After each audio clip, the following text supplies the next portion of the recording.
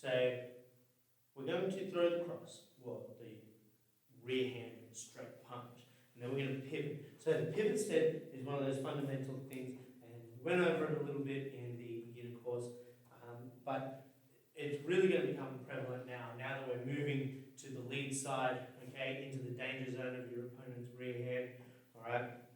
And we're going to have to make a quick exit.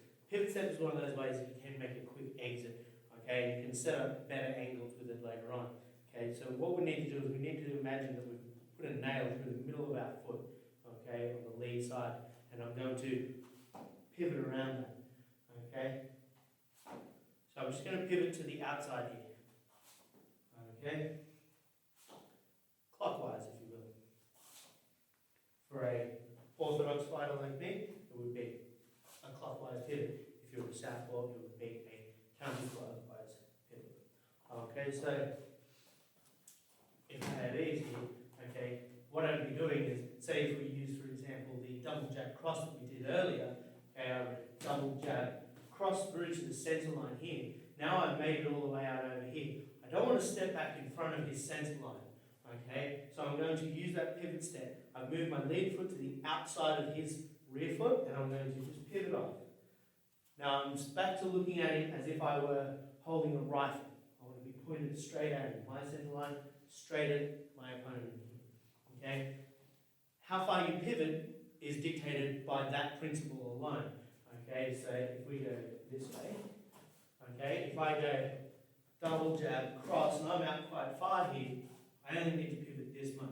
But it gets me off that line, okay? It gets me away from his counter punch much quicker than trying to step back or step around it in some other awkward fashion. It's a very, very quick step, okay? If I were moving myself a little bit closer, for example, I go double jab, cross, now I'm in here, okay? Now I need almost a 90-degree pivot, okay? So I'm looking at Yves as if I was pointing a rifle at him, okay? And I can throw that punch. And the drill's going to really show this, okay? But it really is important that we get your feet to work together with your punches, and then you get back to your stance as quickly as possible. We want to spend as little time in this position with this back foot off the floor as possible. So we want to go from that movement, cross, pivot, straight here, ready to go again on our target. Okay, and that's what the drill's going to show.